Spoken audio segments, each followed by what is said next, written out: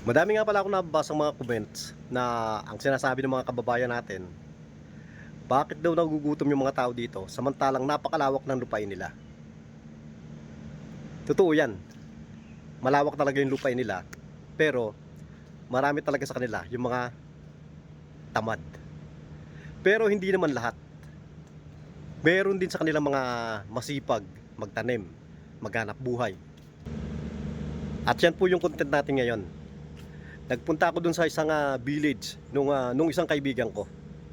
Napakarami niya mga pananim. Okra. Madami rin siyang okra. Ang lalaki ng okra, oh. Yung kalabasa nila dito, ang lalaki niyan eh, kung mamunga. Wala palang bunga ngayon pero malalaki dito ang kalabasa.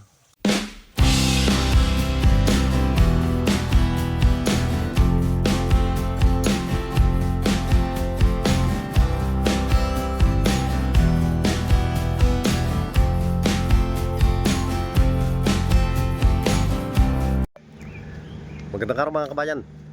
Ngayon nga pala, linggo. Ang plano, pupunta ako doon kila Benjamin, yung kaibigan ko na merong boda-boda. Kahapon kasi, inaaya niya ako doon sa may garden daw nila. Baka daw gusto kong videohan, kaya sabi ko ngayon na lang. Ngayon, tinawagan ko na nga siya, papunta na daw siya. Nihintay ko na lang. Hindi naman daw masyadong kalayuan dito yon, kaya nga lang, yung lugar na yon, hindi na sa main road.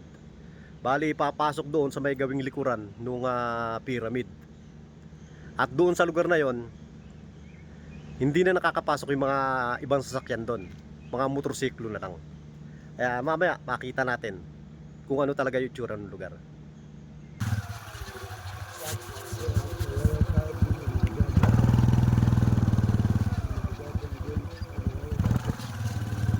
So these are your goats, huh? Yeah, my goats. How about the cows? The You also have cows? The cow now they are in the cattle camp. In the cattle camps. No space here because of garden. Ito nga pala si Benjamin. Hello Benjamin. Yeah, So you have a very nice place, huh? yeah. Even I was very happy to have you today. Mm. When you go back in Philippines, you see I have one of Sudanese called Benjamin. Mm. Yeah, when he's home. Yeah. We have been friends long time ago, since we- 2019. Since 2019 we have been together. And this is my first time to come here. And I like that one to welcome you in my home. Okay, thank you. Yeah. Ito yung mga anak niya. What's your name? Name.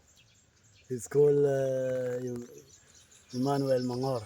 Emmanuel. And the other one It's is called Elizabeth Nibol. Elizabeth. Oh. Yeah. This one is My called, name is Pepito. This one is called Samuel Chen. These are twin, huh? Yeah. Hello. How are you? And this is your firstborn. Yeah. He's the What's your name? Name? Alana. Elena. Elena. And the small one? The small one is called the other small one is called Mo. Mo. Yeah. Ah, It's our name of our grandfather. Mo. Mo. Dito nga pala sa kanila, ang karaniwang bahay talaga, yung mga ganyan. Tapos yung bakod, yung ganyan. Yung mga dahon niya ng African coconut, ginagawa lang nilang ganyan. Yan. Maraming bakod, ganyan. Binigyan ko sila ng ng Pudgy bar. No. Ajichamu. Eto, ang tuwa sila. Oh. Maganda na pala yung bahay niya ito. Ano? This is the light I use. Yung Yeah. yung bubong yero na. At ito daw kwarto na to. Ginagawa nilang diyan nila kinukulong yung mga kambing pagkagabi dahil madami rin daw nagnanakaw.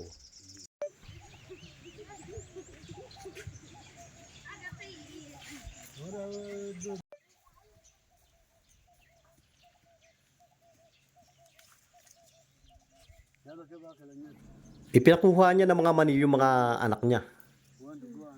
Ipapauwi daw sa akin. When I'm doing for you this fried donut. You live with the Ang dami pala nung pananim niya. Oh. when there is cucumber here anytime you use to eat. What's that one? Pumpkin. Ajur, cucumber. Cucumber. Yeah. Ah, Even I have a lot here. Children used to eat it. Some now from there. Then this area. and this the maize, ah? This is the maize. Mm. Even the other garden, the one I was showing you there is a maize, and this is cassava. This one I know, kasaba. And this is okra. What's This this? one we call this is simsim. This is the simsim, ah? Yeah, even it is there in the Ah. garden. Even the other side. This is the simsim, but not yet the best. It's simsim, ah? Yeah, this is the simsim, yes. Napakadami pala niyang pananim. This is simsim. Yeah, that is simsim. Napakalawak ng lupa. Puro may tanim. And this is cassava. So when we first, May pinagbubunot na silang mga mani, oh. we do like this. When we Ayan, oh. Niiwan lang muna nila dyan, now, tsaka na lang nila kukunin daw. this is the granite. Yeah. So now it's ready. And this one is cucumber also. This one. Ang dami pala ng mga This is the one. mani, ayan, oh. Hanggang doon daw yan, malayo. Puro mani daw yan. Yung iba naman, mga sorghum yan. Sorghum, saka mais. Magkahalo daw yan. We plant recently. Not yet. But this one is ready. Dressing now. This is counting. Yung kalabasa nila dito, ang lalaki niyan eh. Kung mamunga. Wala palang bunga ngayon pero malalaki dito ang kalabasa.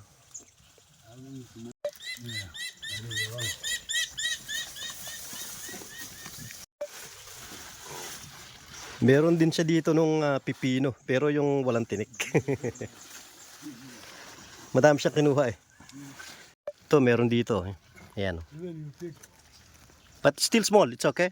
Yeah, you pick is okay. The other one is here. If you need big, I'm going to eat later. The other one is here. Ayan, ganun. Yeah.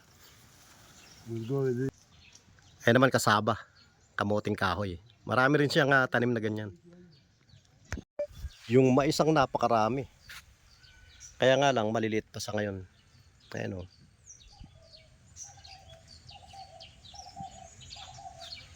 Pagka i-harvest yan, napakadami yan.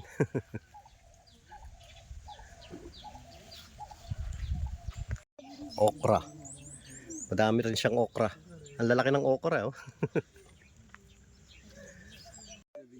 Madami nga pala dito sa kanila yung ganitong puno. Puno ng lalok.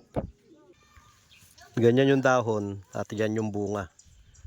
Madami sa kanila nagtatanim yan eh. Gamot daw kasi yan. At ito yung medyo maayos na nilang bahay eh. We have mandasi here. We'll cook for the kids. Good. Dito naman daw siya natutulog. Ito yung sa kanya. This mandasi? Thank you. Ito yung binigay sa akin, oh. Better. Ayos naman. So now we are enjoying together to eat this one. Okay, thank you. It's good. Mm. Yung tubig na inumin daw, wala daw problema dito. Marami daw mga puso dito na malapit lang sa kanila. Hindi pa lang talaga maayos yung kalsada nila. Daang tao lang at motorsiklo. Pero ang sabi naman nila, sanay na daw sila dyan. Maganda doon sa lugar nila. At ang sabi nga niya, sila lang daw mag-asawa yung nagtanim nun. Nung mga nasa paligid nila na yon, yung nasasakupan nila. Ang gamit nila, pang-araro, yung baka daw. Kaya nga lang daw, yung baka, ibinabalik din nila agad dun sa may cattle camps. Dahil dun daw sa kanila, delikado daw pagka mayroong baka. Minsan daw sa gabi, mayroong mga pumapasok ng mga tao na yun ang hinahanap, yung mga baka. Madami daw magnanakaw talaga dito. Kaya nga nung makita ko yung lugar nila, hanga ako doon sa tao na yun. At yan lang po muna sa ngayon mga bayan. Sana po nagustuhan nyo rin yung share ko ngayon. At maraming salamat po doon sa mga laging nanonood ng mga ina-upload ko.